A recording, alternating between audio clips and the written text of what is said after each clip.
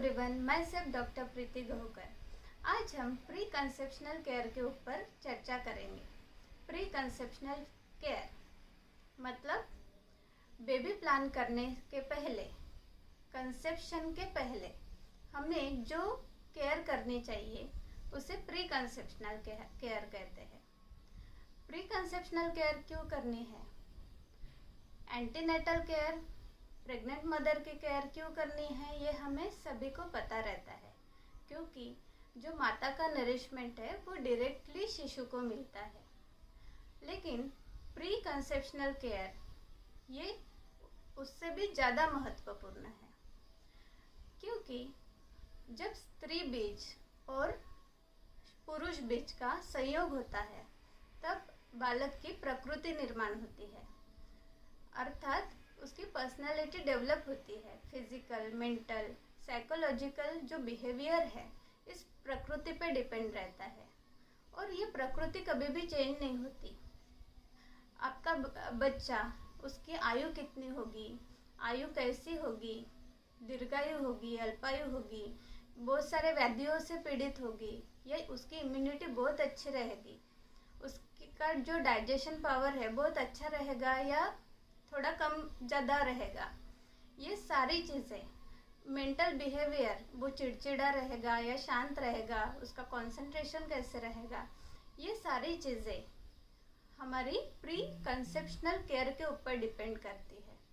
इसीलिए pre conceptional care ज़रूरी है। इसमें हम स्त्री बीज और पुरुष बीज का शुद्धिकरण करते हैं, और उसके लिए हमें क्या करना चाहिए?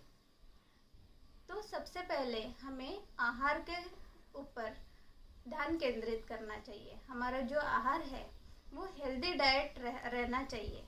उसके जो काल है, कितने बार खाना है, वो भी हमें हमारे डाइजेशन के ऊपर डिसाइड करना है। साथ ही साथ हमें एक्सरसाइज के ऊपर ध्यान देनी चाहिए।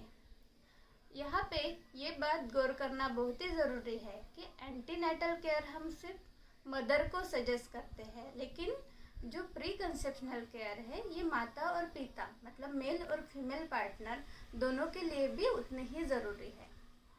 योगासन, ध्यान, धारणा, ये सारी चीज़ें हमें प्री कंसेप्शनल केयर के लिए करनी चाहिए, जो specifically pelvic region, spine area, abdominal region, इन पर कार्य करने वाले आसन को हमें करना चाहिए। स्त्री में गर्भाशय को बल देने वाले आसन हमें करने चाहिए। इसमें योग निद्रा ये बहुत इफ़ेक्टिव रहती है।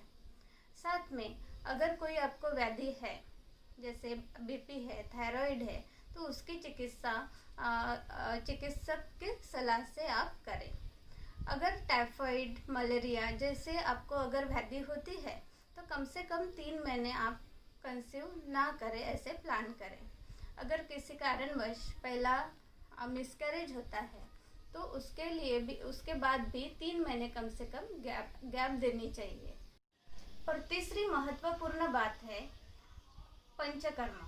पंचकर्म से स्त्री बीज और पुरुष बीज की शुद्धि कर, अगर आवश्यकता है तो आयुर्वेदिक मेडिसिन लेकर हम अगर कंसीव करें, और हमने जो अब तक जो बातें बताई वो सारी फॉलो करें। और ये बातें ऐसे नहीं है कि आज इस महीने प्लान करना है तो हम इसी महीने डॉक्टर को दिखाएंगे, ऐसे नहीं है। कम से कम 3 से 6 महीने पहले हमें प्री कंसेप्शनल केयर प्लान करना चाहिए।